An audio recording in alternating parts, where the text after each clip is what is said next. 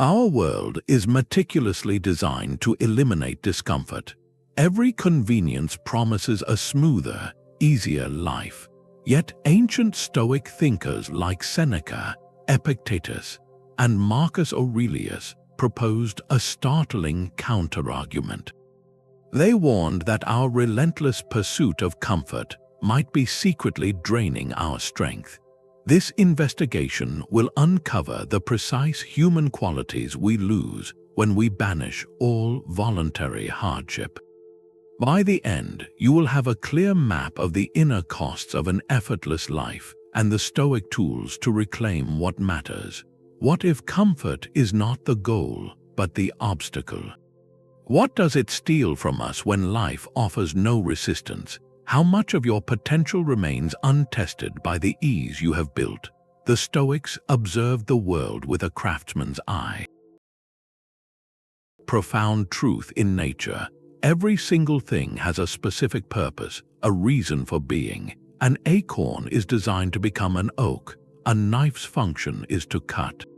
This purpose, what the Greeks called its ergon, defines its excellence. A sharp knife that cuts well is a good knife. A blunt knife, even if it is beautifully decorated, has failed its fundamental reason for existing. So they asked the obvious next question: what is the unique function of a human being? What is our reason for being? Our ergon cannot be merely to eat and sleep, because animals do that. It cannot be simply to feel pleasure or avoid pain, because that too is a drive we share with other creatures. The Stoics concluded that our distinctive feature, the one thing that separates us, is our capacity for reason. Our function, therefore, is to live according to that reason, and to live according to reason for them meant to live with virtue, courage, justice, wisdom, and self-control. This is not a vague spiritual idea. It is as practical as the function of a knife. A human living with virtue is a human fulfilling its nature, achieving its own unique form of excellence. Now, here is the critical insight that clashes directly with modern life. If your function is to live with reason and virtue, then your nature is not designed for perpetual comfort. Think of it like this: you cannot demonstrate courage without facing fear. You cannot practice patience without experiencing delay. You cannot build resilience without meeting resistance. Your virtue muscle only grows when it is tested. A life of pure, uninterrupted ease provides no material for these essential human qualities to develop. It is like keeping a knife in a velvet case, never using it. It may stay shiny, but it will never fulfill its purpose of cutting. The modern assumption whispers that the good life is a smooth, frictionless ride. The Stoic view argues the opposite.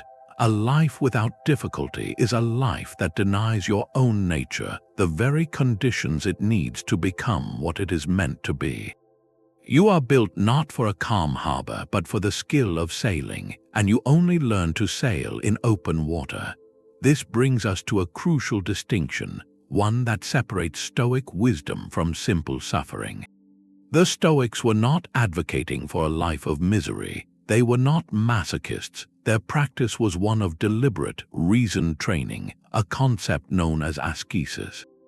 Think of it not as punishment, but as preparation. It is the voluntary choice to expose yourself to manageable discomfort in order to build an inner strength that makes you immune to life's inevitable involuntary hardships. The goal is not the pain itself. The goal is the freedom that comes from no longer fearing that pain. A simple example makes this clear. You could be caught in a cold rainstorm by accident, shivering, miserable, and cursing your luck. That is involuntary suffering, and it teaches you nothing but resentment. Or you could choose to end your warm morning shower with 30 seconds of cold water. You voluntarily face the shock, you steady your breath, you observe your own reaction without panic. That is askesis. You are not doing it because you enjoy the cold. You are doing it to prove to yourself that you can handle discomfort, that your peace of mind is not held hostage by perfect physical conditions. Seneca wrote extensively about the value of living simply for periods of time. He would intentionally wear plain clothing, eat modest food, and sleep on a hard bed. Why? He explained it was to remind himself that happiness does not reside in silk or soft mattresses. By voluntarily stepping away from luxury, he inoculated himself against the fear of losing it. His comfort became a preference, not a necessity. Similarly, Epictetus advised his students to occasionally drink only water and wear poorer clothing than they could afford. He said, practice these things so that when circumstance forces them upon you, it will not be a catastrophe, but a familiar exercise. This training is a form of mental vaccination. You give yourself a small, controlled dose of hardship so that your spirit builds antibodies against fear and anxiety. It is the difference between a sailor who has only ever known calm seas and one who has practiced navigating storms in safe waters. When the real storm arrives, one is paralyzed, the other is prepared. This deliberate practice strengthens the will, the very faculty of reason we are meant to live by. It turns you from a passive victim of external events into an active participant in your own character. We have arrived at a cultural moment where this frictionless ideal is not just a fantasy, but a marketed promise. Every app, every subscription service, every piece of smart technology whispers the same seductive offer. Let us remove the annoyance for you. We can optimize your route to avoid traffic. We can deliver your groceries so you never stand in a line. We can stream endless entertainment so you never feel a moment of boredom. We can even monitor our homes and relationships from a screen, minimizing unexpected interruptions. This is the allure of the smooth life, a world where inconvenience is treated not as a minor part of the human experience, but as a bug in the system to be ruthlessly patched. It is a logical outcome of centuries of progress aimed at reducing genuine suffering and freeing up our time. Who would argue against the washing machine or the refrigerator? These are monumental triumphs. The tension arises when this drive for efficiency expands beyond alleviating real hardship and begins to target any form of resistance at all. The goal shifts from solving problems to eliminating the very feeling of effort. We begin to see delay not as a chance for patience, but as a personal insult. We see physical exertion not as a means of strength, but as an inefficiency to be outsourced. We see a difficult conversation not as a necessary step for deeper connection, but as a messy conflict to be avoided. The smooth life asks a compelling question. If comfort is available, why on earth would we ever choose its opposite? If we can pay a small fee to have a task done, or tap a button to satisfy an immediate desire, choosing the harder path seems irrational, even masochistic. This is the modern dilemma, framed perfectly by our own advancements. The Stoic invitation to voluntary hardship starts to sound like choosing to walk when you have a car or reading by candlelight when you have electricity. It feels like a pointless regression, but this is where we must look deeper, beyond the surface logic of convenience. The Stoics would ask a different, more probing question. What is being smoothed away along with the friction? When we eliminate every minor annoyance, every delay, every bit of strain, what inner landscape are we inadvertently flattening? The first casualty in this war on friction is our own resilience. When comfort replaces all voluntary hardship, our inner strength does not just remain untested, it begins to atrophy. The Stoics saw the human spirit not as a static object, but as a living muscle. And like any muscle, it grows stronger through use and weaker through disuse. A life that systematically removes every minor stressor, every delay, every moment of frustration, is a life that denies that muscle the very exercise it needs. The result is a brittle psyche, one that remains functional only under perfect conditions. Seneca put it bluntly, fire tests gold, suffering tests brave men. But if you never willingly step near the heat, how will you ever know the quality of your own metal? This ancient insight finds a powerful echo in a modern idea called antifragility, coined by the thinker Nassim Nicholas Taleb. We all understand what fragile means. A porcelain vase is fragile, it breaks under stress. Something robust like a stone can withstand stress without changing. But antifragile describes the rare things that actually get stronger when exposed to volatility, disorder, and stresses. Your bones become denser when subjected to the stress of weight-bearing exercise. Your immune system develops defenses by encountering germs. Your mind learns patience by navigating traffic. These systems do not merely survive chaos, they require it to reach their full potential. The Stoic practice of voluntary hardship is a manual for building an antifragile character. By choosing small, manageable doses of discomfort, you are not just building a tolerance, you are triggering a growth response in your capacity to handle life. You are inoculating your peace of mind against future shocks. Consider the analogy of an immune system that never encounters a germ. It remains naive, untrained, and utterly defenseless. The first real pathogen it meets could be devastating. In the same way, a person whose life is perfectly smooth, whose every desire is instantly met, whose environment is meticulously controlled, develops a naive emotional and psychological immune system. When an inevitable hardship arrives, a job loss, a personal conflict, an unexpected illness, they have no antibodies of experience to draw upon. The event feels not just difficult, but world-ending, because their inner world has never practiced navigating anything less than perfect. This is the profound loss. We trade the minor, temporary annoyance of a cold shower or a long walk for a deep, structural weakness. We outsource our resilience to the systems that promise us ease, and in doing so, we surrender our innate human capacity to adapt, to endure, and to grow from whatever life brings. The comfort we crave makes us more fragile, not less. This erosion of resilience leads directly to a second, more subtle loss, the slow fading of self-discipline. The Stoics called this virtue enkrateia, self-command, and they saw it as the very foundation of a free life. It is the ability to align your actions with your reasoned judgment, rather than being dragged along by every passing impulse or appetite. But here is the uncomfortable truth about self-command. It is not a philosophical idea you simply agree with. It is a physical skill built through repetition, like learning a language or playing an instrument. And our modern landscape of instant gratification systematically dismantles the training grounds for this essential skill.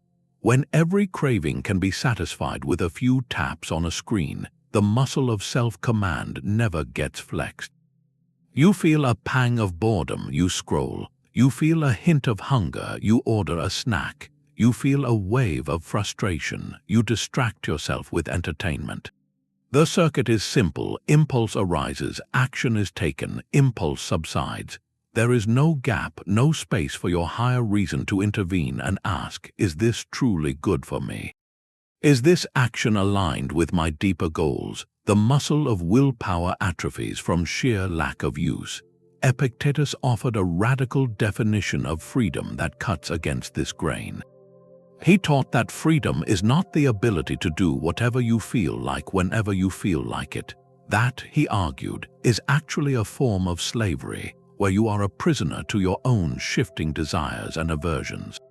True freedom, he said, is found in training yourself to want only what is proper, to desire only what aligns with virtue and reason.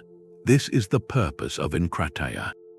It is not about denying yourself pleasure out of spite. It is about liberating yourself from the tyranny of needing that pleasure to feel okay.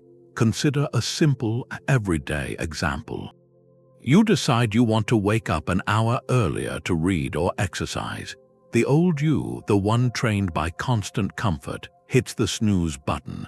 The impulse for more sleep is immediate, and the action to satisfy it is effortless. The new you, practicing enkrateia, feels the same impulse, but you have created a gap. In that space, you remember your reasoned decision. You call upon the small disciplines you have built, like going to bed on time or placing your alarm across the room. The action you take aligns with your deeper goal, not your immediate feeling. That small victory is not just about waking up early. It is a vote for your own sovereignty. It proves to yourself that you are not a passenger in your own life, but the pilot. When we outsource all difficulty and eliminate all friction, we surrender these daily opportunities for self-governance. We become like a ship with a broken rudder, drifting wherever the currents of convenience and marketing push us. The loss is profound. We trade the fleeting satisfaction of an impulse for the enduring strength of self-mastery. We forget that the ability to say no to yourself is the prerequisite for saying yes to anything truly meaningful. The third loss is perhaps the most insidious, a warped and inflamed relationship with our own desires. The promise of unlimited comfort suggests a simple equation: fulfill a desire and it disappears, leaving you content. But the Stoics observed a far more troubling pattern. When every whim is instantly gratified, you do not train desire to be quiet, you train it to scream louder. You teach your own mind a dangerous lesson, that satisfaction should be immediate, and that any delay or denial is an intolerable rupture in the natural order of things. Seneca saw this with startling clarity in the opulent halls of imperial Rome. He warned that luxury does not satisfy need, it creates it. The person who grows accustomed to silk sheets does not find deeper sleep, they simply become unable to sleep on anything else. Their comfort has not brought peace, it has manufactured a new dependency, a fresh vulnerability where none existed before. The desire itself, once a simple preference, morphs into a perceived necessity. This is the paradox of the smooth life. In seeking to eliminate all want, we accidentally amplify it. Think of a child who is given a sweet treat every single time they ask. The initial joy of the candy does not lead to lasting happiness, it leads to an expectation. Soon, the mere act of asking creates an anticipation that must be met. When one day the answer is no, the child does not experience a minor disappointment, they experience a profound injustice. Their world, built on the law of instant gratification, has broken. This is not a childish flaw, it is a human pattern. Our modern systems of convenience are masterful at replicating this dynamic for adults. You feel a flicker of boredom, and a streaming service offers endless novelty. You have a passing curiosity, and a search engine delivers an answer in half a second. You think of an old friend, and a social media platform shows you their life. Each cycle reinforces the neural pathway: desire, action, immediate reward. The gap between wanting and having shrinks to nothing. And in that shrinking, something vital is lost: the capacity for patience, for anticipation, for finding value in the journey itself. When this pattern is absolute, even the smallest deprivation feels like a crisis. A slow internet connection becomes an outrage. A missed delivery window ruins an afternoon. A polite disagreement feels like a personal attack. Why? Because the baseline expectation has been set at zero friction. Any reintroduction of the normal, minor resistances of life is now processed by the mind as a threat to its equilibrium. The Stoic practice of voluntary hardship is in part a corrective to this inflation. It is a deliberate act of saying no to a desire, not because the thing is bad, but to remind yourself that you are okay without it. It is the mental equivalent of resetting a thermostat. By occasionally choosing the harder chair, the plainer meal, the longer walk, you recalibrate your relationship with comfort. You prove to your own desires that they are advisors, not dictators. You reclaim the space between impulse and action, and in that space you find a forgotten kind of freedom, the freedom from needing everything to be easy. Our amplified desires and weakened discipline set the stage for a fourth, even deeper loss: the surrender of a fundamental truth for a soothing illusion. A life engineered for comfort subtly teaches us a dangerous lesson that with enough planning, enough technology, and enough optimization, we can finally control our external world to avoid suffering. It whispers that hardship is not a part of life, but a glitch in our personal system, one we can patch if we are just smart enough. This belief feels empowering, but the Stoics identified it as the primary source of our deepest anxiety and frustration. Their core teaching, the dichotomy of control, acts as a surgical tool to cut this illusion away. Epictetus began his famous handbook with it: some things are up to us and some things are not. Up to us are our judgments, our impulses, our desires, our actions. Not up to us are our bodies, our possessions, our reputations, our political office, and every single external event. Our peace, he argued, depends entirely on understanding this division and investing our energy only in the first category, the realm of our own reasoned choice. A comfortable life, however, constantly blurs this line. When you can thermostat your home, schedule your deliveries, curate your social feed, and automate your bills, the sphere of what feels up to you expands dramatically. You begin to believe that with the right app, the right routine, the right insurance policy, you can create a bubble of predictable ease. The problem is not the convenience itself, it is the expectation it breeds. It trains us to believe that control over our circumstances is not only possible, but our rightful default state. So when life inevitably punctures that bubble, when the flight is cancelled, the diagnosis arrives, the market shifts, or a loved one makes a choice we cannot change, we do not experience it as a normal part of the human condition. We experience it as a personal failure, a violation of the contract we thought we had with the universe. We rage against the weather, we crumble under criticism, we are devastated by a change in plans because our entire psychological framework was built on the shaky foundation of controlling the uncontrollable. This is where voluntary hardship serves as a profound and necessary teacher. By willingly choosing discomfort, you are not just building resilience, you are rehearsing the dichotomy of control in real time. You step into the cold shower, you cannot control the shock of the water on your skin. That is an external sensation, but what is up to you, your judgment about that sensation? Your decision to steady your breath, your choice to see it as training, not torture. You are practicing in a small, safe arena how to meet an unpleasant external event with an internal response of calm command. You are drawing the boundary line where your true power begins and ends.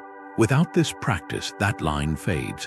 We spend our lives in a futile, exhausting campaign to manage the unmanageable, to force the world to conform to our desire for seamless comfort. And each time it refuses, we lose a little more of our peace. The Stoic invitation is to lay down that impossible burden. It is to recognize that the smooth life we chase is an attempt to control the ocean, while the real skill is learning to sail in any weather. By letting go of the illusion that we can prevent all storms, we gain the far greater power to navigate them with a steady hand and an unshakable mind. This constant expectation of ease does more than just inflame our desires. It quietly extinguishes our capacity for a profound and steady joy, gratitude. The Stoics understood something counterintuitive about human psychology, that we do not value what comes easily. When comfort is the constant background noise of our lives, the ordinary blessings we enjoy fade into invisibility. They become entitlements, expectations wired into our daily operating system. A warm home is not a shelter against the storm, it is just the default setting. A full refrigerator is not a marvel of abundance, it is simply what should be there. This is a tragic impoverishment of experience, where we live surrounded by wonders yet feel nothing. To combat this, the Stoics developed a powerful mental exercise called Premeditatio Malorum, the premeditation of evils. This is not a practice of morbid fear, but of deliberate appreciation. It involves regularly, calmly imagining the loss of the things you currently have, your health, your loved ones, your home, your freedom.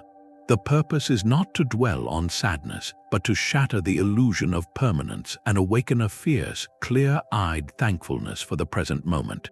Seneca advised his friend Lucilius to live each day as if it were his last, not with panic, but with the heightened attention and gratitude that such a perspective brings.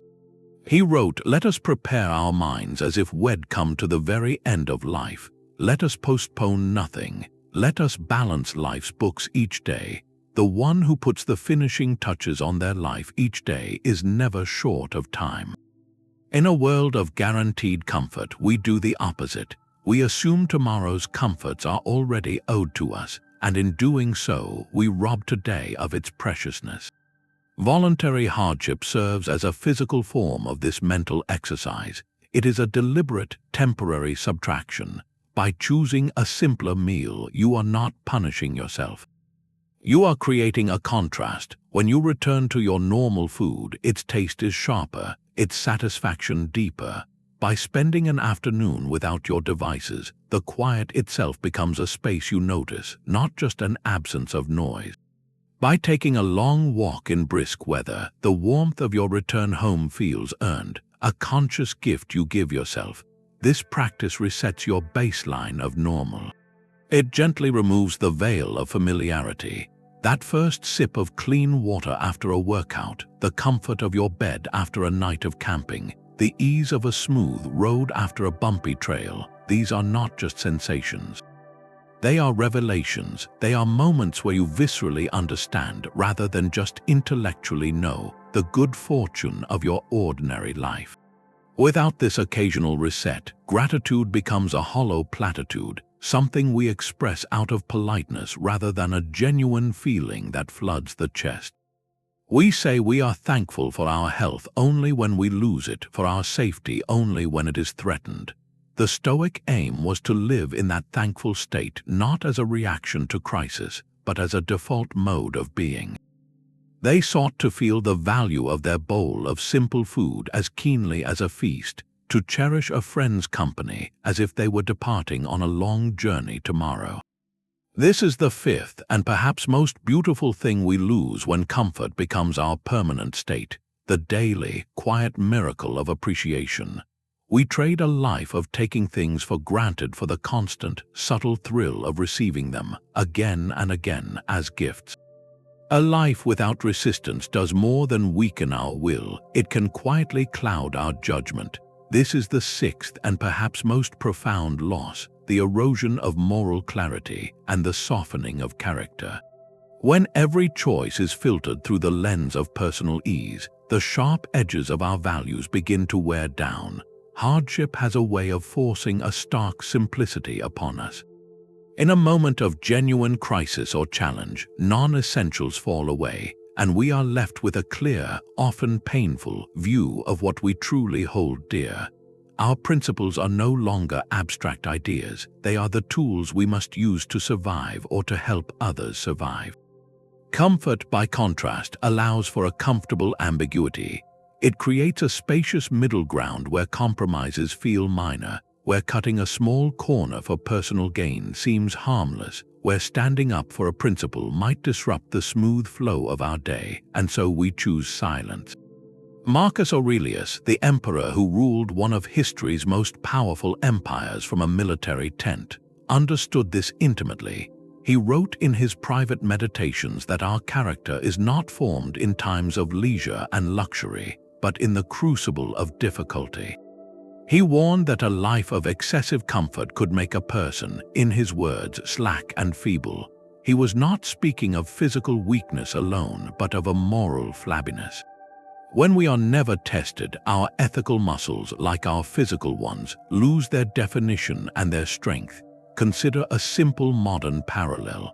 Imagine two different scenarios where you witness a minor injustice, perhaps a co-worker taking credit for another's idea.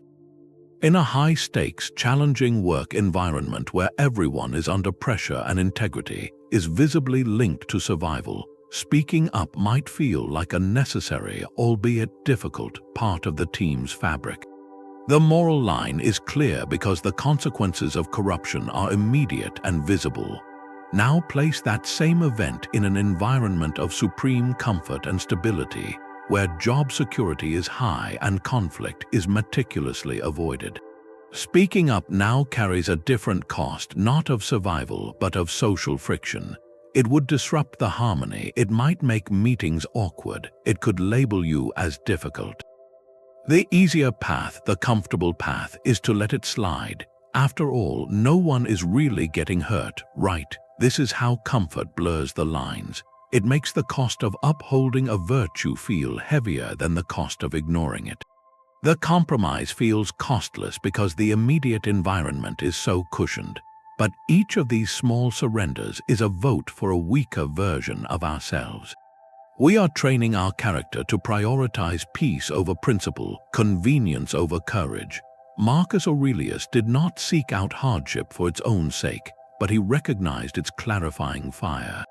Leading armies, managing plagues, dealing with betrayal, these relentless challenges forced him to return again and again to his core values. They acted as a whetstone, constantly sharpening his sense of justice, his discipline, his duty. Without that friction, his character, and by extension his leadership, might have grown dull.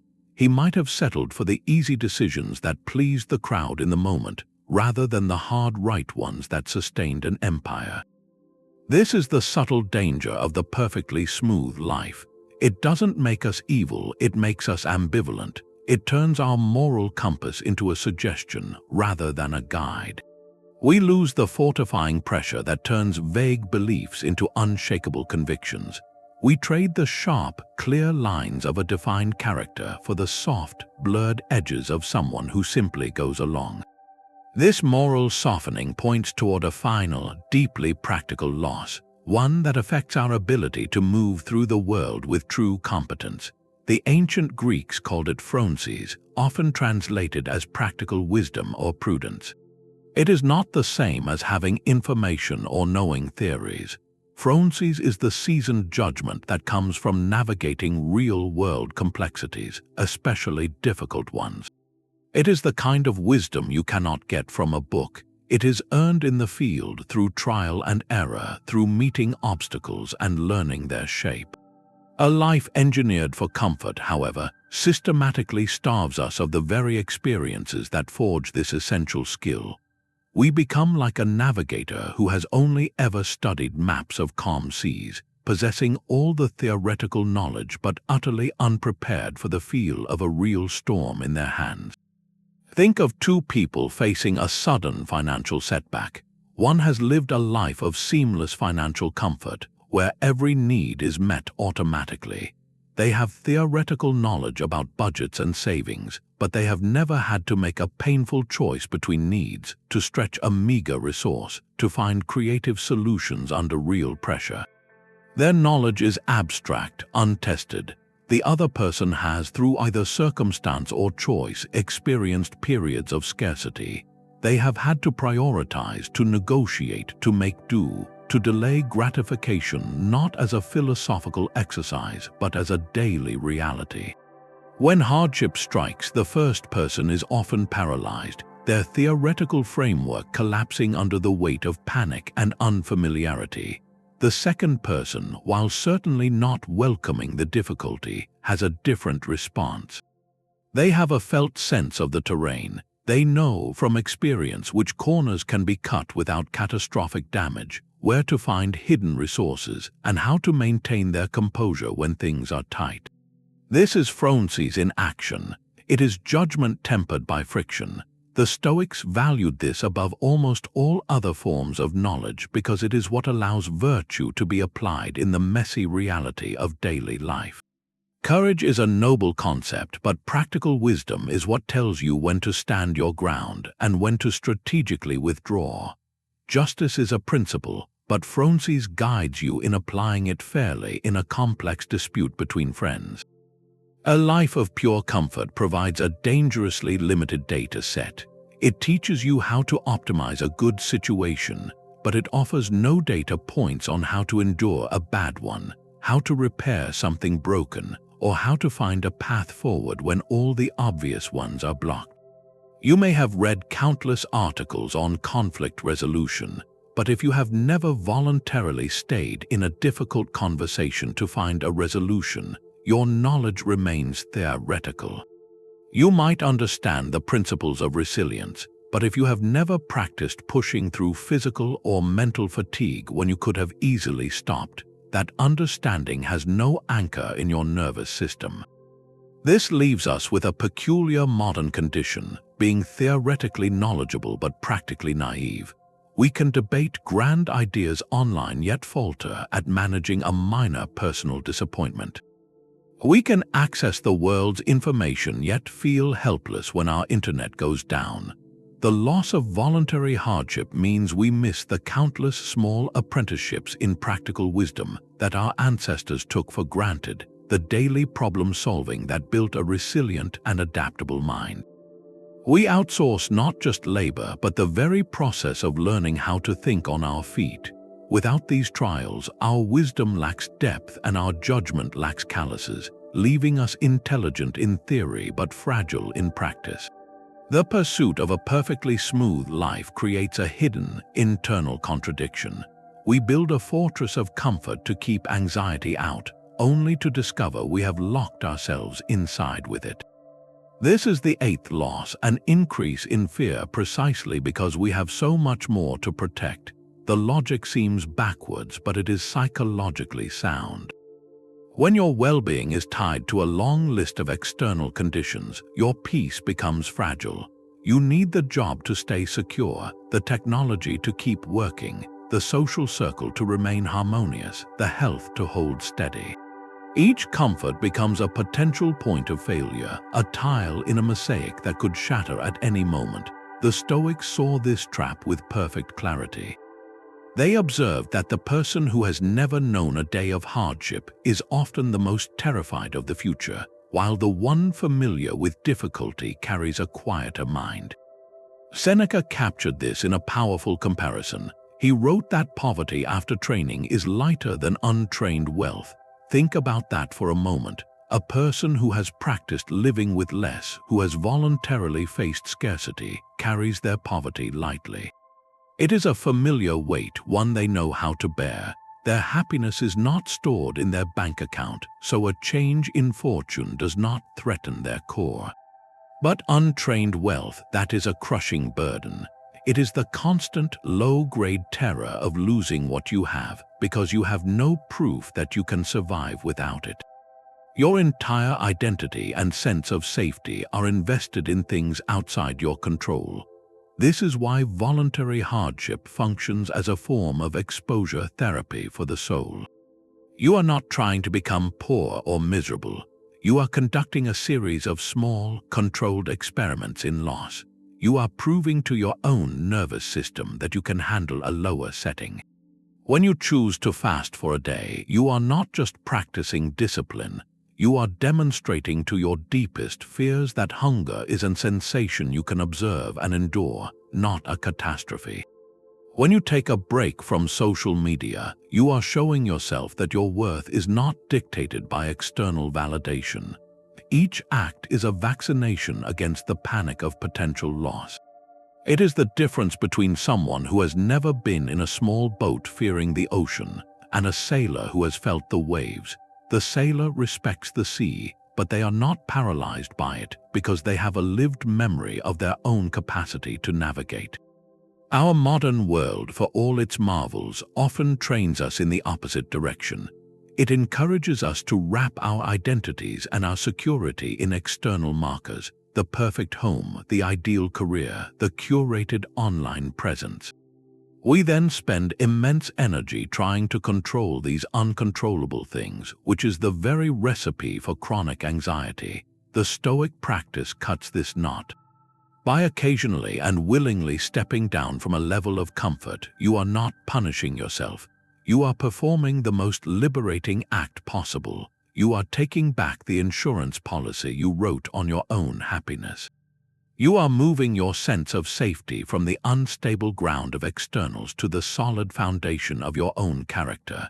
You learn that you can be cold and still be you. You can be inconvenienced and still be calm. You can have less and still be content. This knowledge, earned through practice, is the ultimate comfort because it is the one thing no external event can ever take away. The Stoics spoke in metaphors of fire and muscle, but modern science provides a startlingly literal translation. Our biology itself seems wired for the very principle of voluntary hardship, a process known as hormesis. This is the biological phenomenon where a moderate, temporary dose of a stressor triggers a beneficial, adaptive response, making the organism stronger and more resilient. It is not just philosophy, it is physiology. When you lift a weight, you create microscopic tears in the muscle fibers. This is a form of controlled damage. The body's response is not to collapse but to repair those fibers, building them back thicker and stronger than before. The stress of exercise is the essential trigger for growth. The same principle applies to our minds and our nervous systems. A challenging mental task, learning a new language or solving a complex problem, creates a form of cognitive stress. In response, the brain strengthens neural connections and even builds new pathways, a quality called neuroplasticity. The stress of learning is the signal that tells your brain to rewire itself for greater capacity. This is where the Stoic metaphor of the forge meets laboratory evidence. Their practice of askesis, of voluntary discomfort, can be seen as a deliberate application of hormesis to the entire human system, body and mind.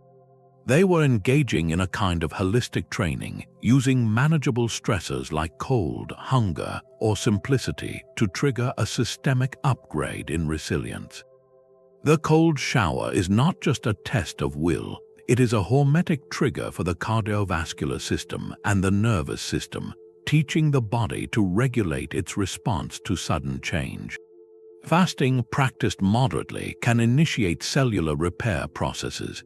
Facing a fear in a controlled way rewires the amygdala's fear response. The Stoics, without microscopes or brain scans, had intuitively discovered a fundamental law of life: growth requires a challenge. The alarming inverse is also true. A state of chronic, unchallenged ease leads to a different kind of biological response, one of dysregulation. A muscle that never meets resistance atrophies. A bone that bears no load becomes brittle.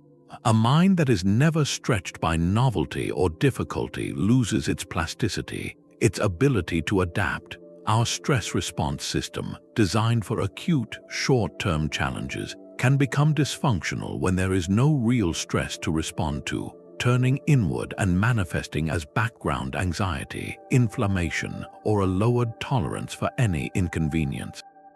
The body and mind, deprived of the positive signals of hormesis, begin to weaken from within. This scientific lens transforms the Stoic argument from a moral preference into an observation of human design. We are not built for a permanent vacation. Our nervous system expects and requires intermittent doses of healthy stress to maintain its tone and balance. The relentless pursuit of frictionless comfort is not just a philosophical misstep, it is a biological mismatch. It asks our systems to remain in a state of passive readiness forever, a condition for which they are not optimized. When we eliminate all voluntary hardship, we are not avoiding stress. We are merely trading the strengthening, acute stress of challenge for the weakening, chronic stress of stagnation and anxiety.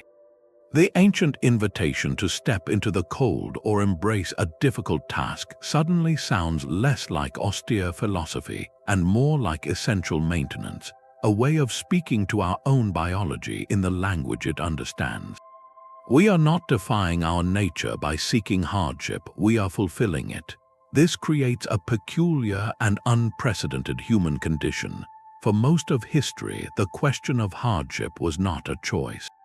It was the weather, the harvest, the journey, the conflict. Life presented its challenges, and people met them out of sheer necessity. Their resilience, their wisdom, their character were forged in that relentless forge. Today, in many parts of the world, that forge has largely gone cold. Through incredible human ingenuity, we have built systems that shield us from the elemental hardships our ancestors knew. The involuntary hardship of true scarcity, of dire illness, of constant physical threat, has been dramatically reduced for a significant portion of humanity. This is a monumental achievement, one we should not take for granted. But here is the modern dilemma we now face. We removed the involuntary hardship, and we discarded the voluntary practice alongside it. We threw out the training with the trauma. We are left in a strange, stagnant middle ground. We are safer than any generation before us, yet we feel no stronger for it. In fact, we often feel more fragile. We have comfort, but we lack the fortification that traditionally came bundled with a challenging life. Our ancestors built strength as a byproduct of survival. We must now build it as a product of conscious choice. This is the modern discomfort dilemma. The very progress that freed us from external imposition now imposes a new internal demand. We must become the architects of our own resistance. Where life no longer provides the necessary friction for our growth, we must deliberately introduce it.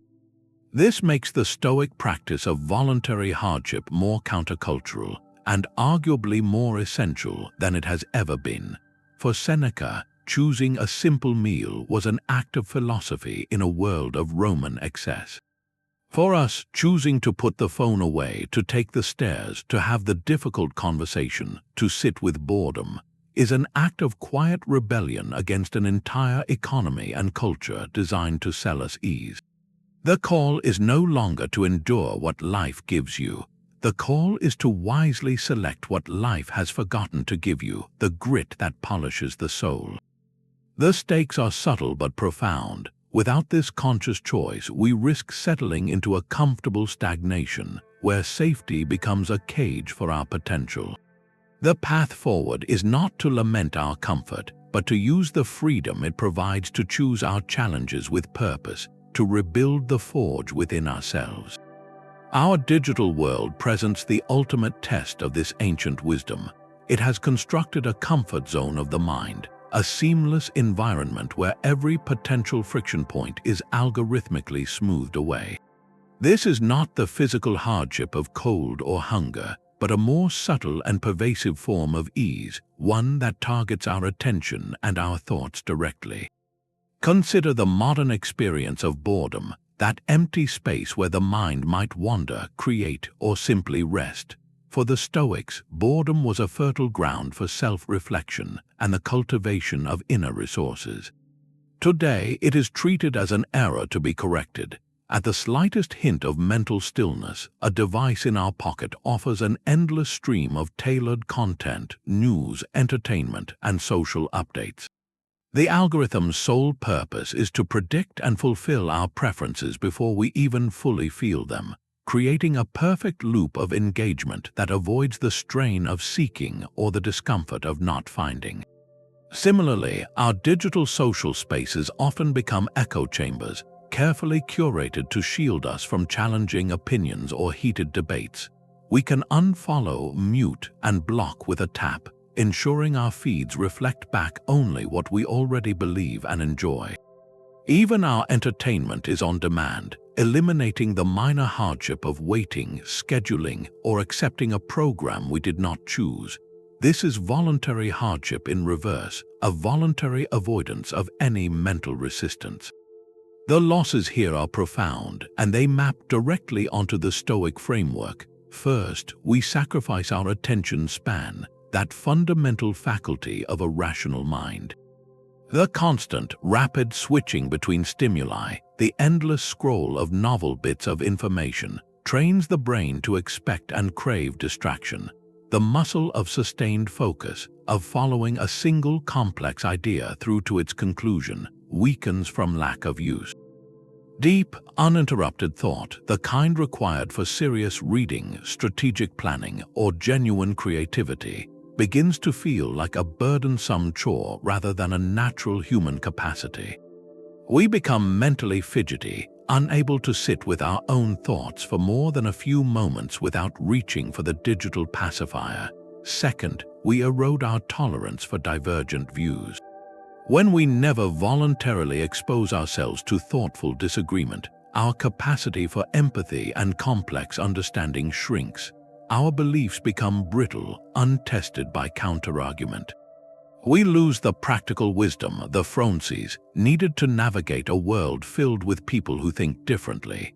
A disagreement ceases to be an opportunity for learning or refinement of our own views, and instead feels like a personal attack on our curated reality, provoking anxiety or anger.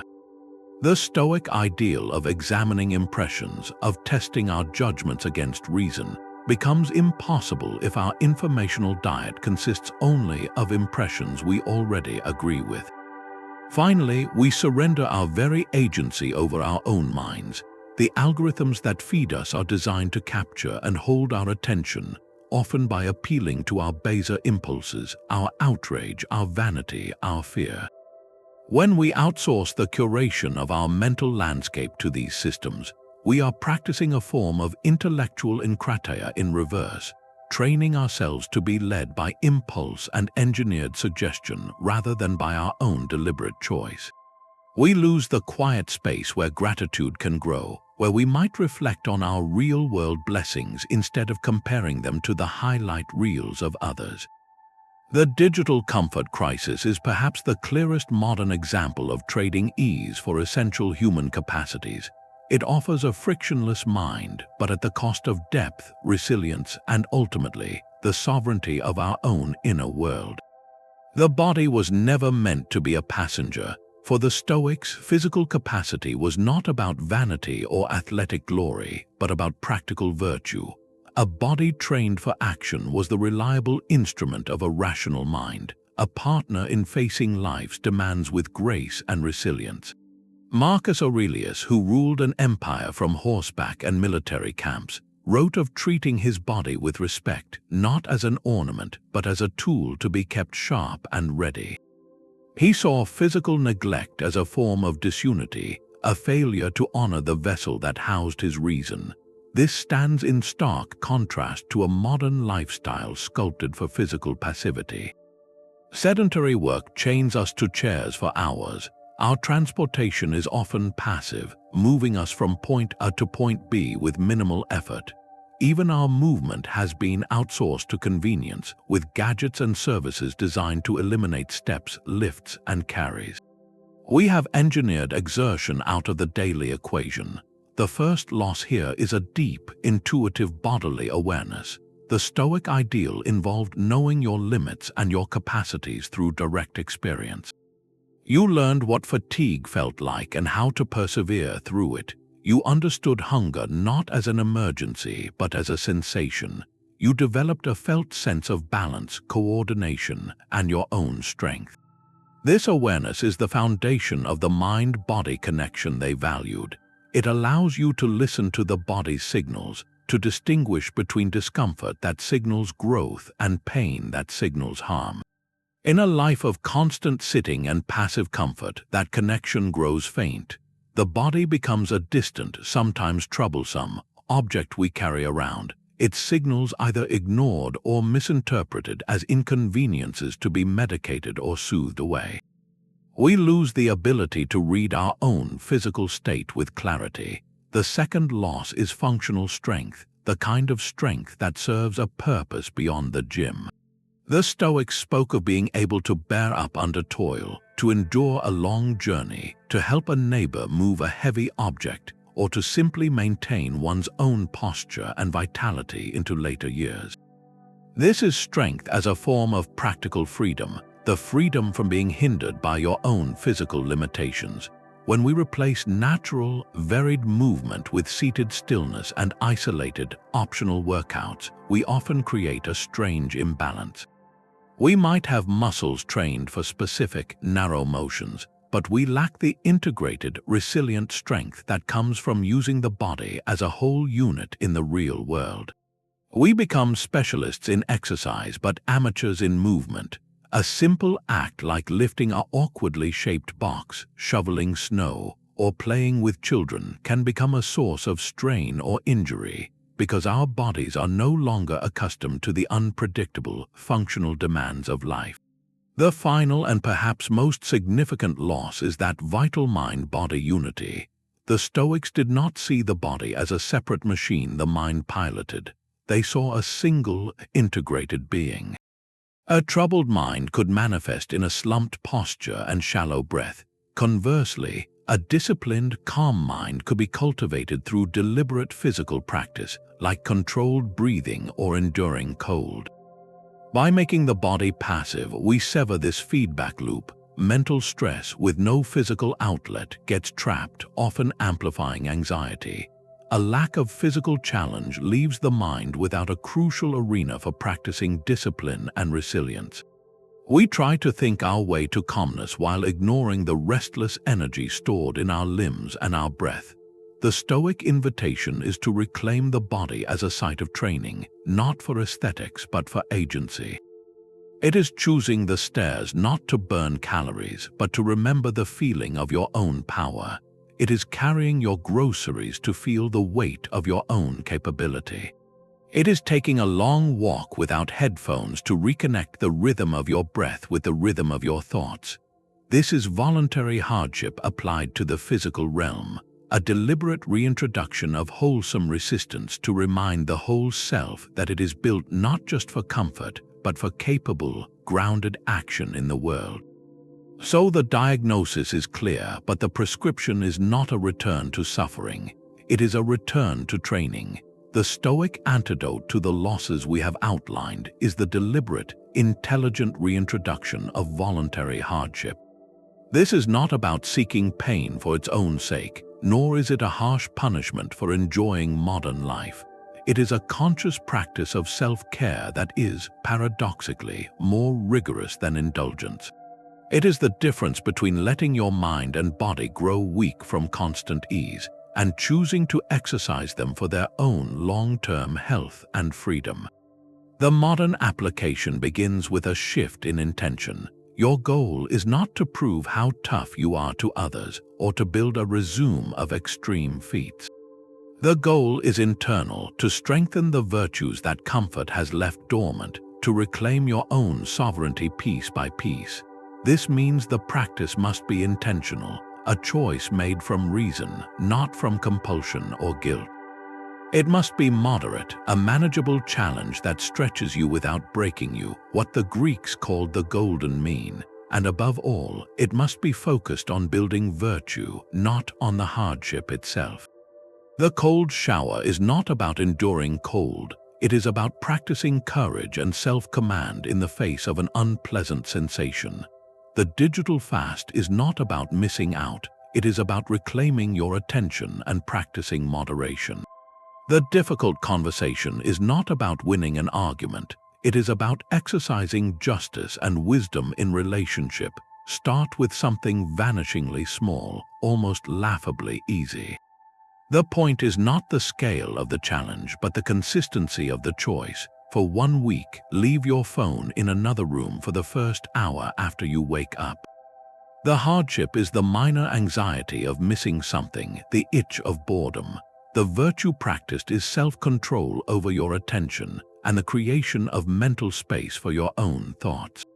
Or choose 1 meal a week to eat with absolute simplicity, focusing on nourishment rather than entertainment. The hardship is the foregoing of culinary excitement. The virtue practiced is temperance and the rediscovery of gratitude for the flavors you usually rush past. Take the longer route on your walk, or sit with a difficult feeling for 5 minutes without immediately distracting yourself. These are not grand gestures of asceticism. They are subtle recalibrations. They are like resetting the tension on a guitar string, not by snapping it, but by turning the peg 1 careful click at a time. This practice turns comfort from a default setting into a conscious appreciation. You are not rejecting the gifts of the modern world. You are ensuring you do not become their prisoner. You are building the psychological and physiological antibodies so that when real hardship comes, as it inevitably will, you meet it not as a fragile stranger, but as a seasoned navigator recognizing a familiar type of weather. The ultimate aim is a profound and quiet confidence, the knowledge that your well-being is rooted in something no external circumstance can easily touch.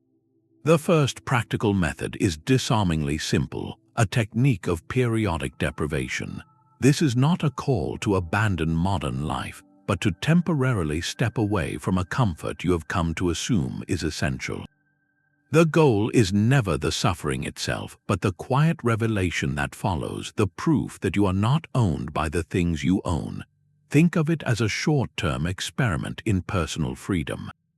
You might choose a 24-hour digital detox, leaving your phone in a drawer and experiencing the world without a screen as an intermediary. The initial itch for distraction will arise, a subtle anxiety about what you might be missing. This is the moment of training. By not reaching for the device, you are not punishing yourself. You are demonstrating to your own nervous system that you can tolerate that empty space, that your peace does not require constant input. The reward is a startling clarity, a return to the pace of your own thoughts and the uninterrupted texture of the physical world around you. Another powerful form of this practice is a voluntary fast from rich foods. For a day or even just a meal, choose the simplest nourishment available: plain vegetables, basic grains, water. The purpose is not dietary austerity, but sensory recalibration. It creates a contrast that makes your next ordinary meal feel like a feast. You break the automatic cycle of eating for entertainment and reconnect with the fundamental purpose of food as fuel and a basic gift. You prove to yourself that pleasure is a choice, not a necessity. Similarly, the practice of taking a cold shower, even for just the final 30 seconds, is a masterclass in applied courage. The shock of the water is an external event, utterly outside your control. What is within your control is your breath, your posture, your judgment. You stand in the cold and you observe the panic rise and fall. You learn in a direct physical way that you can face a sharp discomfort without crumbling, that your core composure is separate from your immediate sensations. This knowledge earned in the bathroom transfers to the boardroom, the difficult conversation, the unexpected bad news. You can even apply this to your rest. Trying a night sleeping on a firmer surface, like a thin mat on the floor, can reset your relationship with comfort itself. You will likely notice every minor ache, every shift in position. But in the morning, you will also notice something else, a deep appreciation for your ordinary bed, and a subtle confidence that you could rest if needed, in less than perfect conditions. Each of these small acts of deprivation serves the same Stoic purpose. They are exercises in breaking chains you did not know were there. They answer the silent, anxious question, what would happen if I lost this? By voluntarily letting it go for a short time, you discover the answer: you would be fine, you would adapt, you would still be you. This practice transforms comfort from a prison of dependency back into what it should be, a pleasant preference. It builds the antifragile conviction that your well-being is an internal condition, one that can remain steady even when the external settings are temporarily dialed down. The second method moves from subtraction to deliberate engagement. It asks you to actively seek out the necessary but unpleasant tasks you normally sidestep. This is not about manufacturing arbitrary misery, but about recognizing the daily training grounds for courage and discipline that your comfort zone has been helping you avoid. Think of that difficult conversation you have been postponing with a colleague or family member. The modern impulse, reinforced by our culture of ease, is to avoid the awkwardness, to hope the issue resolves itself, to choose the smoother path of silence. The Stoic reframes this entirely. That conversation is not a nuisance. It is an opportunity to practice the virtue of justice, to act with honesty and care even when it is uncomfortable. By stepping toward it voluntarily, you are not choosing conflict, you are choosing integrity over ease. You are training yourself to act according to what is right, not according to what is immediately pleasant. The same principle applies to the tedious chore you delegate or delay, the complex project that feels overwhelming, or the administrative task that bores you. Each of these is a small arena where you can exercise the Stoic concept of kathekon, often translated as appropriate action or duty. Kathekon refers to the acts that are fitting for a rational being, the things we ought to do because they align with our nature and our roles in life. Completing a tedious report is a kathekon if it fulfills your duty as an employee. Having an honest budget meeting is a kathekon if it serves your role as a responsible partner or parent. The friction you feel, that powerful desire to procrastinate or avoid, is the exact point of the exercise. It is the resistance against which you build the muscle of your will. When you choose to do the task anyway, you are not just checking a box, you are enacting a profound philosophical principle. You are aligning your actions with reason, not with passing feeling. You are proving to yourself that your capacity for action is not held hostage by your mood. This transforms daily life from a series of chores to be minimized into a curriculum for character. The sink full of dishes becomes a lesson in completing what you have begun. The long drive to visit a relative becomes a practice in patience and duty. The challenging feedback you need to give becomes an exercise in courageous communication. The goal is not to make your life miserable, but to stop allowing the prospect of minor misery to dictate your choices.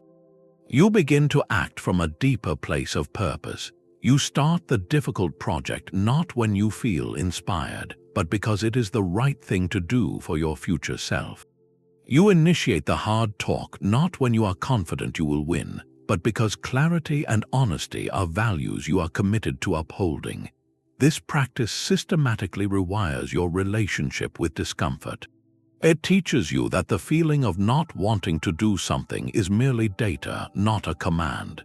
It is a sensation to be acknowledged and then acted in spite of, when your reason dictates the action is correct.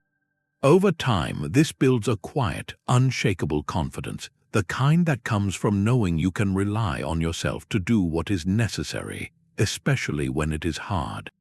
You become someone whose word, both to others and to yourself, carries weight because you have trained yourself to follow through even when the path of least resistance beckons. The third method trains the mind directly, using the imagination as a gymnasium for the soul. This is the Stoic practice known as Premeditatio Malorum, the premeditation of difficulties. At first glance, it sounds counterintuitive, even grim. Why would you deliberately think about losing what you cherish? The purpose, however, is not to cultivate fear, but to disarm it. It is a voluntary mental hardship designed to accomplish two profound shifts: to loosen the grip of attachment and to ignite a fierce, active gratitude for the present. You are not dwelling on catastrophe, you are rehearsing your own resilience. You begin by selecting a comfort or a blessing you currently enjoy, something you might take for granted. It could be your physical health, your sight, your mobility. It could be your home, your primary relationship, or your livelihood. Then, in a quiet moment, you guide your imagination through a brief, calm exercise. You visualize, not with panic, but with a detached curiosity, what it might be like to live without that one thing. If you focus on your health, you briefly contemplate the adjustments and challenges of a life with a significant physical limitation. You do not wallow in the emotion of it, you simply observe the scenario as if you were a scientist studying a specimen. You ask practical questions. How would my daily routines change? What new strengths might I need to develop? Who could I rely on? The goal is not to make yourself sad, but to make the invisible visible, to see the intricate web of support and good fortune that holds your current life together. When you contemplate the potential loss of your job, you are not inviting anxiety. You are conducting a strategic drill. You imagine the steps you would take, the resources you would lean on, the ways your skills could be redirected. This mental rehearsal does not attract misfortune. It prepares your character to meet it with clarity rather than chaos. It transforms the unknown into a landscape you have already surveyed in your mind's eye. The immediate effect of this practice is a dramatic recalibration of your present moment. When you gently close the exercise and return to your actual reality, the contrast is staggering. The health you contemplated losing now feels like a vibrant, active gift. The roof over your head feels like a sanctuary, not just a building. The presence of a loved one feels like a temporary, precious miracle. This is not a vague feeling of being thankful. It is a specific sensory appreciation that floods your awareness because you have just, for a few moments, experienced its absence in your imagination. You have created a conscious contrast, and in that space, gratitude becomes a living force, not a polite afterthought. This practice systematically weakens the power of what the Stoics called the preferred indifferent. Your health, your relationships, your possessions, these are preferred, meaning it is rational to choose them. But they are also indifferent in the ultimate sense, because their presence or absence does not determine your virtue or your capacity for a good life. By mentally rehearsing their loss, you are proving this to yourself on an emotional level. You are demonstrating that your core worth, your ability to be courageous, just, and wise, does not reside in these external things. They are on loan, and you can appreciate the loan without mistakenly believing you own the lender. This mental exercise is the ultimate antidote to taking life for granted. It turns the ordinary into the extraordinary, not by changing your circumstances, but by changing the depth of your attention. The peace it brings is the peace of someone who has already faced their fears in the safe theater of the mind and discovered that they, and not their comforts, are the true source of their strength. The fourth practical method grounds philosophy in the body itself, embracing consistent physical rigor. This is not about chasing a sculpted physique or a personal record, but about using the body as a living workshop for discipline. The Stoics saw a direct link between physical endurance and mental fortitude, a connection modern life often severs. Consider Cleans, who succeeded Zeno as head of the Stoic school. To support himself and his studies, he took on the grueling manual labor of drawing water for gardens each night. He did not see this as beneath his station or a distraction from his intellectual work. He saw it as integral to it, a daily exercise in humility and perseverance that strengthened his character as much as his body. Marcus Aurelius, from the pinnacle of imperial power, echoed this sentiment in his private writings. He reminded himself to praise the labor of artisans and farmers, to see the dignity in work that leaves calluses on the hands and sweat on the brow. He warned against becoming soft, not in appearance but in spirit. For him, physical vigor was a duty, a way to keep the instrument of his mind sharp and ready for the burdens of leadership. This stands in stark contrast to today's often obsessive fitness culture, which can revolve around external validation, comparison, and the pursuit of an ideal image. The Stoic approach is inward-looking. The question is not how you look after the workout, but who you become during it. When you choose to go for a run on a cold morning, the primary benefit is not cardiovascular. It is the moment your mind says stop and your will says go. You are practicing the exact same virtue of enkrateia, self-command, that you would use to resist a distracting impulse or to begin a difficult task. When you hold a challenging yoga pose or push through the final set of a weightlifting session, you are not just building muscle. You are having a direct conversation with your own limits. You learn the subtle difference between the discomfort of growth and the sharp signal of true harm.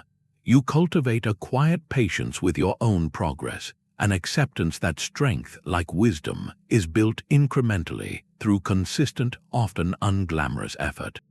This practice teaches you to endure the burning lungs on a hill climb, the trembling muscles in a plank, the deep fatigue after a long hike. These are all voluntary hardships that serve a greater purpose.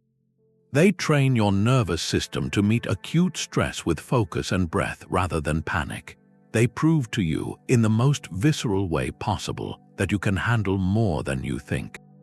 This physical confidence then seeps into every other domain of life. The resilience you build on the trail translates directly to resilience in a stressful meeting.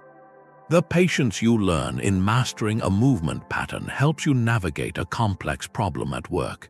The discipline of a consistent routine reinforces your ability to stick to any commitment you make to yourself. You are quite literally embodying the philosophy. By choosing physical rigor, you are refusing to let your body become a passive vessel for a comfortable life. You are reclaiming it as an active partner in your pursuit of virtue, a constant reminder that you are built not just for ease, but for effort, endurance, and the profound satisfaction that comes from meeting a challenge you set for yourself. This final point is crucial, a gentle but firm correction to a common misreading. Stoicism is not a philosophy of self-punishment. It does not demand you sell your possessions, sleep on the floor, or reject every pleasure life offers. That path leads to a different kind of enslavement, a prideful attachment to your own austerity. The true goal is far more subtle and ultimately more liberating. It is to use the world without being used by it, to enjoy comforts without becoming dependent on them. Think of it as the difference between a guest in a fine hotel and a prisoner in a gilded cage. The guest appreciates the soft bed, the warm bath, the excellent meal. They enjoy these things fully, but if the hotel suddenly lost power, if the bed was unavailable and the meal was simple, the guest would adapt. Their core sense of well-being would not shatter because their happiness was never stored in the mattress or the menu. The prisoner in the gilded cage, however, has a different relationship. Their entire identity and security are tied to that specific luxury. Any change, any reduction, feels like a catastrophic loss, a violation of their very being.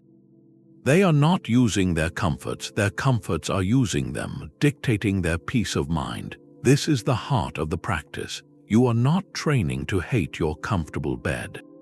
You are training to lose your fear of a hard one.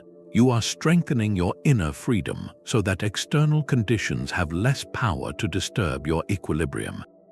The Stoic sage, as described by these philosophers, could dine on fine food or simple bread with equal grace, because their joy came from the company, the conversation, the act of nourishment itself, not from the prestige of the menu.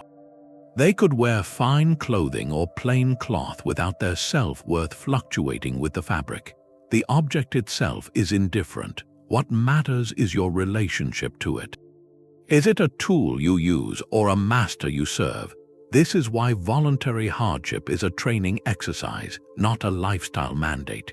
You might choose to sleep on a firmer surface for a night, not because soft beds are evil, but to remind your own nervous system that rest is possible in many forms. You might fast for a day not because food is a sin, but to rediscover the vitality of hunger and the true flavor of satisfaction. You might take a break from constant digital stimulation, not because technology is bad, but to reclaim the quiet spaces of your own mind. These are temporary subtractions, like a musician practicing scales, so that when you return to the symphony of ordinary life, you play your part with greater appreciation and skill. The aim is to cultivate a light touch toward the things of this world, to hold them loosely with gratitude but without a desperate grip. This allows you to truly enjoy them because you are free from the underlying anxiety of potentially losing them.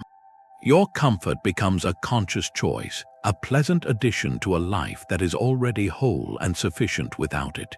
You move through the world not as an ascetic who denies pleasure, but as a free person who is no longer commanded by it. The final freedom Stoicism offers is this: the ability to enjoy everything and need nothing. This inner work, however, was never meant to be a solitary struggle. The Stoics understood that character is forged not in isolation, but in relationship.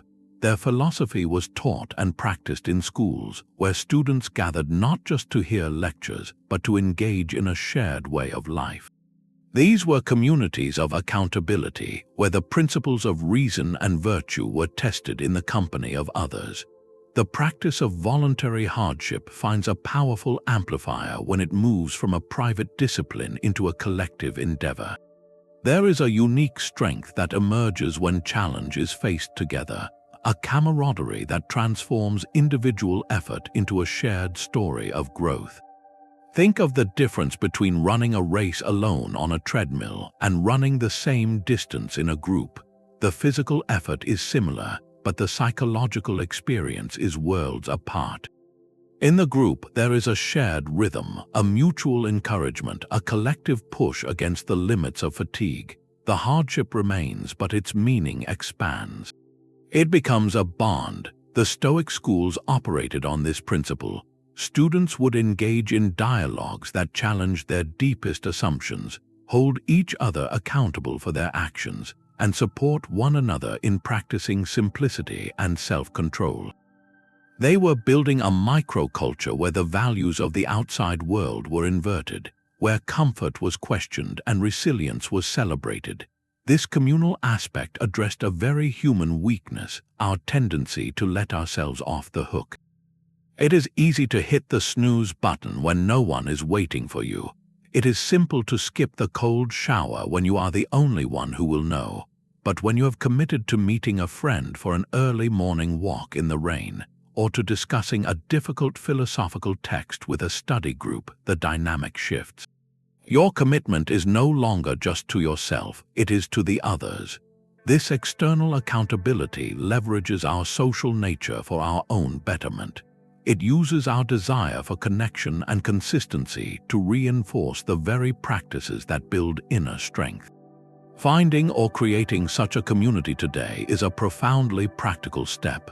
It could be as simple as partnering with a friend for a 30-day challenge of daily cold exposure, checking in each morning to share the experience. It might involve joining a local hiking group that tackles difficult trails, where the shared effort to reach a summit creates a natural space for reflection and mutual support. A book club that chooses challenging works of philosophy or history can become a modern Stoic circle, providing a structure for wrestling with complex ideas and applying them to modern life. Even online forums dedicated to discipline or specific practices can offer a sense of shared purpose and accountability, a digital echo of the ancient schools. Perhaps the most potent form of communal voluntary hardship is found in service projects. Volunteering for a physically demanding task, like helping to build a home for a family in need or cleaning up a neglected public space, combines several Stoic principles at once. It is a voluntary act that places the comfort of others above your own. It involves tangible effort, often in less than ideal conditions, and it does so within a team where you must exercise patience, cooperation, and shared perseverance. The hardship of the labor is reframed by the clarity of the purpose. You are not just building calluses, you are building community, literally and figuratively. In these shared spaces, something beautiful happens to our perception of difficulty. The cold water of a morning plunge becomes a story to laugh about with a friend. The fatigue from a long day of volunteer work becomes a point of shared pride. The confusion over a passage from Marcus Aurelius becomes a collaborative puzzle to solve. The hardship itself does not diminish, but its emotional weight changes. It is no longer a private burden to be endured, but a shared experience that connects. This camaraderie does more than just make the practice easier, it reinforces the values behind it. When you see another person choose integrity over convenience or courage over comfort, it inspires your own commitment. Their example becomes a living lesson. Your shared struggle becomes a mutual reminder of why you are doing this in the first place, not for punishment, but for a greater capacity to contribute, to endure, and to live with purpose. The community becomes the mirror and the reinforcement for the character you are trying to build. In the end, the Stoic path away from the tyranny of comfort was always a road meant to be walked with others. It is in the reflection of shared effort that we see our own progress most clearly. and in the support of a like-minded group that we find the strength to continue when our own will falters. The journey from fragility to antifragility is not a solo expedition, it is a fellowship. A fair and necessary question arises from all this talk of voluntary hardship. Is this simply privileged self-help, a philosophical luxury for those already living in comfort? The objection lands with real weight. To someone facing genuine deprivation, the struggle to put food on the table or find safe shelter, the idea of choosing a cold shower or a digital fast can sound absurd, even insulting. Their hardship is not a training exercise, it is a daily reality. This critique deserves a thoughtful, honest response, not a dismissal. The Stoics themselves would have welcomed it as a test of their own reasoning. First, we must fully acknowledge the point. Yes, the specific practice of selecting discomfort is only possible from a position of basic security and choice. It is an option, not an imposition. To ignore that context would be to ignore reality itself. But here is where the Stoic argument turns the objection on its head. Precisely because it is an option available to the comfortable, it becomes a moral imperative. The unique danger for those living in abundance is not the hardship they avoid, but the corruption that unchecked ease can breed within their character. Seneca, writing from immense wealth and proximity to imperial power, was painfully aware of this. He did not practice simplicity because he was poor. He practiced it because he was rich, and he knew that wealth without self-command was a poison. The voluntary practice is a vaccine against the spiritual sickness of privilege, a deliberate effort to prevent comfort from making us weak, entitled, and blind to our own good fortune. It is a way of using our security to build a strength that does not depend on that security, ensuring we do not become prisoners in our own gilded cages. For the person in involuntary hardship, the Stoic framework serves a different but equally vital purpose. It offers not an invitation to seek more difficulty, but a way to endure unavoidable suffering with dignity, to find agency where little seems to exist. When your body is ill, your resources are scarce, or your safety is threatened, the Stoic focus on what is within your control, your judgments, your attitude, your actions in this very moment becomes a lifeline. It is a philosophy for making meaning out of misery, for holding onto your humanity when circumstances are doing their best to strip it away. In that context, it is a tool for survival, not for optional training. This video, however, has focused on the unique and often overlooked peril of the other side, the peril of excess comfort. Why? Because in a world where more and more people have access to unprecedented levels of ease, this is the emerging, silent epidemic of the spirit. It is the crisis of the untested will, the unearned confidence, the gratitude that has faded into expectation. The person who has never known hunger can still starve, not in body but in character. They can starve for purpose, for resilience, for the deep satisfaction that comes only from overcoming a worthy challenge. So the practice of voluntary hardship is not a denial of our good fortune. It is the responsible stewardship of it. It is how we ensure that our comfort makes us kinder, more capable, and more grounded, rather than more anxious, fragile, and self-absorbed. It is how we prepare ourselves to be of real use to others, because a person who cannot handle their own minor discomforts will be of little help in the face of another's profound suffering. The goal is not to play at poverty, but to build a character so resilient that your capacity to contribute is not diminished by a change in your circumstances. Whether your life is marked by abundance or by scarcity, the core Stoic aim remains the same: to live with virtue according to reason. The path to that destination simply looks different depending on where you start. For those of us starting from a place of comfort, the path necessarily includes the deliberate choice to walk uphill sometimes, to feel the burn in unused muscles, so we do not forget how to walk at all. This is not a luxury, it is the maintenance required for a soul that does not wish to rust from disuse. there is a shadow side to this practice, a subtle trap that can turn a tool for freedom into a new kind of prison. The very act of choosing hardship can, if we are not careful, become a source of pride, a badge of honor worn not for inner growth but for external validation. This is the pitfall of hardship fetishization, where the voluntary discomfort itself becomes the goal, and the quiet cultivation of virtue is drowned out by the noise of performance. The Stoics were acutely aware of this danger. They warned repeatedly against turning philosophy into a spectacle. Epictetus, in his typically blunt fashion, told his students not to parade their practices. He said, if you want to train in hardship, do it for your own sake, not so that others will see you shivering in a thin cloak and think you are tough. The moment your practice becomes about proving something to the world, you have lost the thread. You are no longer exercising self-command, you are feeding your ego. You have simply swapped one form of dependency, the need for comfort, for another, the need for admiration. The measure of progress in Stoicism was never the intensity of the suffering endured. It was the quality of the character revealed.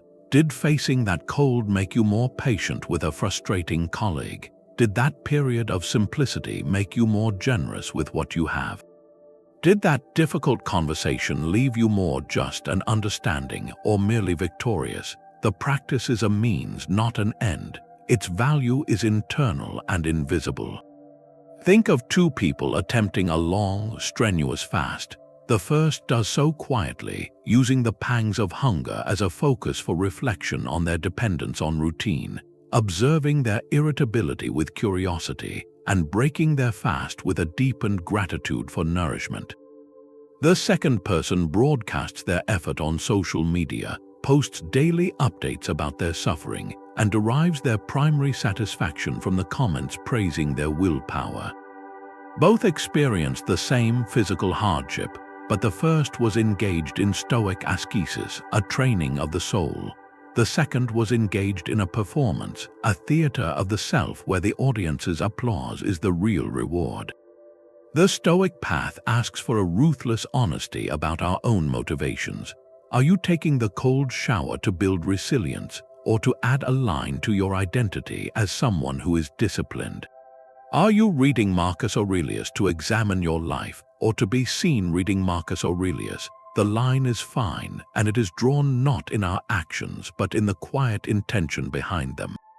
The ancient teachers cautioned against the vanity of the philosopher who cares more for his beard and his rough cloak than for the state of his judgments. That same vanity today might wear different clothing, the minimalist aesthetic, the curated social media feed of rugged challenges, the subtle boasting about early wake-ups or extreme diets. When the story of the hardship becomes more important than the silent transformation it is meant to produce, we have missed the point entirely. The true test comes when no one is watching. When you choose the simpler meal alone at home, when you turn away from a distraction in an empty room, when you speak with integrity in a conversation that will never be repeated. These are the moments that forge virtue because they are done for their own sake, for the alignment of your actions with your reason. They leave no trace, win no applause, and build no personal brand. They simply make you more whole. This is the essential balance, the golden mean the Stoics sought in all things. It is the balance between seeking necessary resistance and avoiding the pride of martyrdom. It is the understanding that the most profound growth often happens in the quiet, unseen choices, far from the spotlight of anyone's approval, including our own. The goal is not to become someone who brags about sleeping on the floor, but to become someone for whom the comfort of the bed is a pleasant gift, not a demanding master. The practice is successful not when your life looks more austere, but when your character feels more steady, your mind more clear, and your heart more at peace, regardless of the chair you sit in.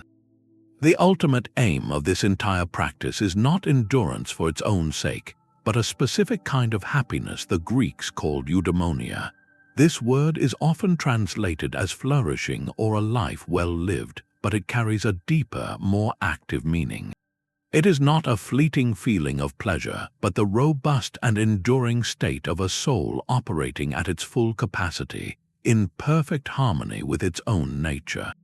For the Stoics, this flourishing was impossible without virtue, and virtue, as we have seen, is impossible without the resistance that shapes it. This is the final, unifying thread. Every loss we have traced, the erosion of resilience, the slackening of self-command, the dulling of gratitude, all of them stem from a single source, a life that denies us the very conditions required for our own flourishing.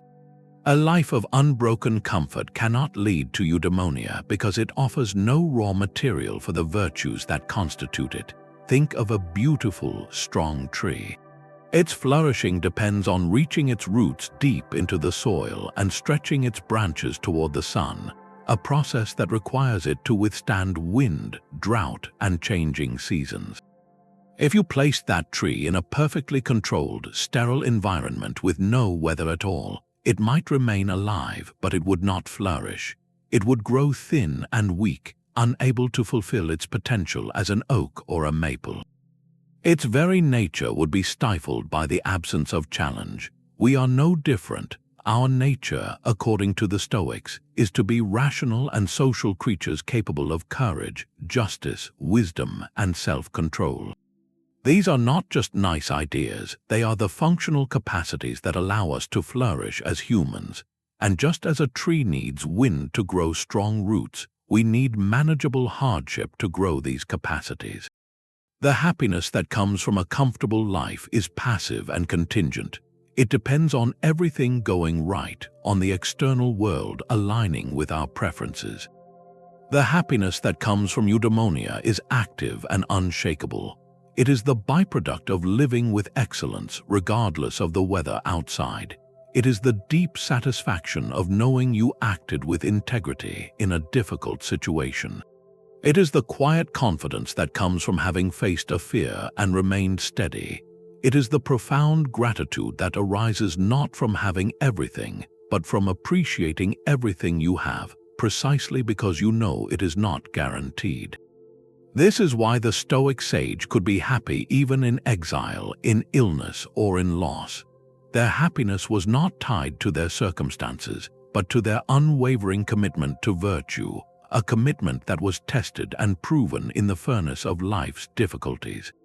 They understood that true flourishing is an inner achievement, built piece by piece through the daily choice to meet life with reason and courage.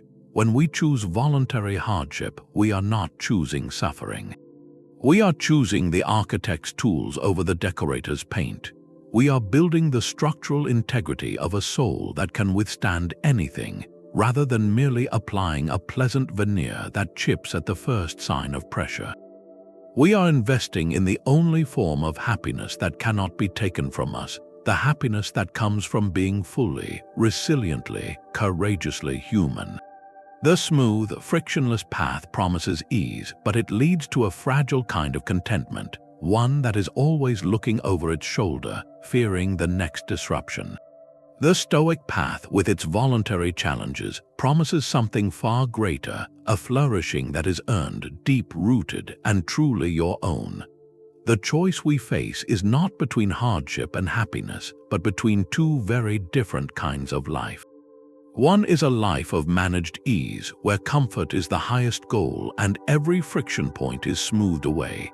The other is a life of deliberate strength, where comfort is a pleasant companion but not the commander, and where difficulty is met not as an enemy but as a teacher. The evidence laid out by the Stoics suggests that by systematically replacing voluntary hardship with seamless comfort, we are making a trade. We are trading resilience for fragility, self-command for impulsivity, profound gratitude for a sense of entitlement, and moral clarity for comfortable ambiguity. We are, in essence, trading away the very materials needed to build a soul that can flourish under any condition. This is the quiet cost of the perfectly smooth life. It promises freedom from annoyance but delivers a deeper bondage to the fear of ever being annoyed. It offers control over our environment but makes us terrified of anything we cannot control. Stoicism presents this not as a condemnation of progress, but as a vital correction to its unintended side effects. The philosophy never asks us to seek out suffering or to reject the genuine gifts of our time. Its call is far more nuanced and practical. It asks us to see difficulty as a tool, one we must learn to use wisely if we wish to build something lasting within ourselves. Just as a carpenter needs both a hammer and sandpaper, rough force and gentle smoothing, we need both challenge and rest, effort and ease. Our modern dilemma is that we have thrown away the hammer and kept only the sandpaper, trying to shape our character with nothing but frictionless polish. The result is not a finer finish but a weaker form. The invitation, then, is to conduct a gentle audit of your own life. Look at the areas where comfort has become automatic, where inconvenience is treated as a personal failure of the universe. It might be in your daily routines, your consumption of information, your physical habits, or your avoidance of necessary conversations. The audit is not about guilt but about awareness.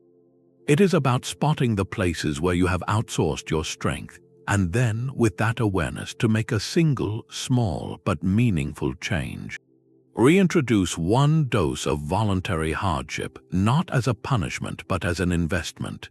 Let it be something simple, almost insignificant in scale, but rich in intention. It is not the grand gesture of asceticism that matters, but the consistent, quiet choice to keep your inner tools sharp. This is how we reclaim what comfort has slowly taken. One cold shower, one difficult talk, 1 hour of digital silence, one act of service on a tired day at a time. We do this not to prove our toughness, but to practice our humanity at its fullest capacity. We do it to remember that our worth is not measured by our ease, but by our courage. We do it to ensure that our comfort makes us kinder, not weaker, and that our peace is built on the unshakable ground of our own character, not the shifting sands of circumstance. The final freedom Stoicism offers is this: the ability to walk through a world of comfort with the steady, unbreakable heart of someone who knows they do not need it to be whole.